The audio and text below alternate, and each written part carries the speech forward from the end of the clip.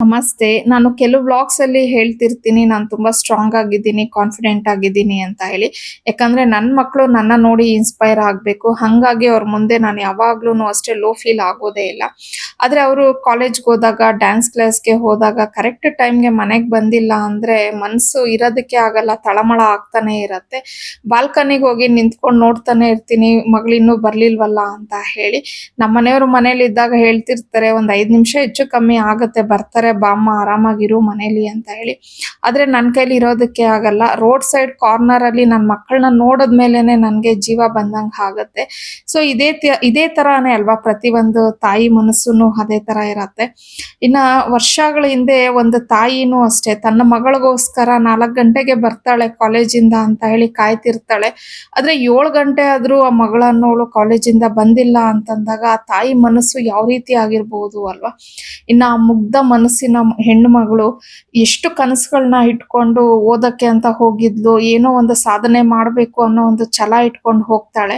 ಆದ್ರೆ ಅವಳು ಮಾಡಿದ್ದು ಪಾಪ ಆದ್ರೂ ಏನೋ ಒಂದು ಹೆಣ್ಣಾಗಿ ಹುಟ್ಟಿದ್ದೇನಾ, ಈ ಕ್ರೂರ ಪ್ರಪಂಚದಲ್ಲಿ ಒಂದು ಹೆಣ್ಣಾಗಿ ಹುಟ್ಟೋದೇ ಮಹಾ ಪಾಪನ ಅಂತ ಹೇಳಿ ಅನ್ನಿಸ್ಬಿಟ್ಟಿದೆ.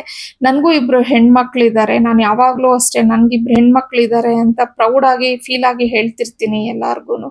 ಆದ್ರೆ ಇವಾಗಿನ ಪರಿಸ್ಥಿತಿಗಳನ್ನೆಲ್ಲ ನೋಡ್ತಾ ಇದ್ರೆ ತುಂಬಾನೇ ಭಯ ಅನ್ನೋದು ಶುರು ಆಗೋಗ್ಬಿಟ್ಟಿದೆ. 4 ಗಂಟೆಗೆಲ್ಲ ಮಗಳು ಬರ್ತಾಳೆ ಅಂತ ಕಾಯ್ತಿದ್ದಂತ ಆ ತಾಯಿಗೆ ಮಾರನೇ ದಿನ ಆ ಸ್ಥಿತಿಲಿ ಮಗಳನ್ನ ನೋಡಿದಾಗ ಆ ತಂದೆ ತಾಯಿ ಮನಸ್ಸು ಎಷ್ಟು ಛಿದ್ರವಾಗಿರತ್ತೆ ಅಲ್ವಾ. ನೆನೆಸ್ಕೊಂಡ್ರೇನೆ ತುಂಬಾನೇ ಭಯ ಆಗತ್ತೆ. ಜಸ್ಟ್ ಪಿ.ಯು.ಸಿ ಓದ್ತಾ ಇದ್ದಿದ್ದಂತ ಒಂದು ಹೆಣ್ಣು ಮಗು ಆ ವಯಸ್ಸಿನಲ್ಲಿ ಆ ಯಾತನೆ, ಆ ನೋವನ್ನ ಅನುಭವಿಸಿದಾಳೆ ಅಂತಂದ್ರೆ ನಿಜವಾಗ್ಲೂ ನೆನೆಸ್ಕೊಳಕ್ಕೆ ಸಾಧ್ಯನೇ ಆಗ್ತಾ ಇಲ್ಲ. ಮತ್ತೆ ಹುಟ್ಟಿ ಬಾ ಮಗಳೇ ಅಂತ ಹೇಳೋಷ್ಟು ಧೈರ್ಯನೇ ಇಲ್ಲ ಅಮ್ಮ ನನಗೆ. ಆದ್ರೆ ನೀನು ಹುಟ್ಟಿ ಬಂದಿದ್ಯಾ ಅಂದ್ರೆ ನಿಜವಾಗ್ಲೂ ಈ ಕ್ರೂರ ಪ್ರಪಂಚದಲ್ಲಿ ಒಂದು ಮುಗ್ಧ ಹೆಣ್ಣು ಮಗು ಆಗಿ ಹುಟ್ಟು ಬರಬೇಡ ತಾಯಿ, ಒಂದು ಶಕ್ತಿಯಾಗಿ ಹುಟ್ಟಿ ಬಾ. ಯಾಕಂದ್ರೆ ನೀನ್ ಅನುಭವಿಸಿರುವಂತ ಚಿತ್ರಹಿಂಸೆ ಬೇರೆ ಯಾವೊಂದು ಹೆಣ್ಣು ಮಗುನು ಅನುಭವಿಸಬಾರ್ದು. ನಿನ್ನ ಸಾವಿಗೆ ಕಾರಣ ಆಗಿರುವಂತವ್ರಿಗೆ ತಕ್ಕ ಶಿಕ್ಷೆನ ಕೊಡುವಂತ ಶಕ್ತಿಯಾಗಿ ಹುಟ್ಟಿ ಬಾ ತಾಯಿ ನೀನು.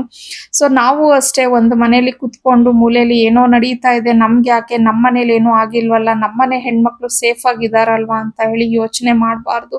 ಎಲ್ಲರೂ ಜೊತೆಗೂಡಿ ನಾವ್ ಏನೋ ಒಂದು ಹೋರಾಟ ಮಾಡದೇ ಇದ್ರು ಪರವಾಗಿಲ್ಲ, ಒಂದು ಧ್ವನಿನ ಎತ್ತೋಣ.